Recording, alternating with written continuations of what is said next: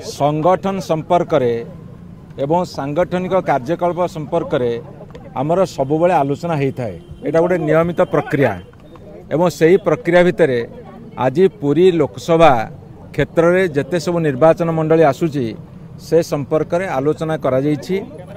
को भली भाव में संगठन तो नियमित भाव में करा जाउछि। जेहेतु मॉडल कोड ऑफ कंडक्ट आसी जाइछि, निर्वाचन तारीख घोषणा होइछि। आमे केमिति सबु निर्वाचन मंडली रे बिजु जनता दल शक्ति को आहुरी बढ़ेबू, जनसाधारण पाखु नियमित जाउथिया अवस्था रे आहुरी ताकु त्वरान्वित करिवु एवं सांगठनिक प्रक्रिया को बढ़ेबा पई आजिर कार्यक्रम थिला एवं से संपर्क आलोचना होइछि।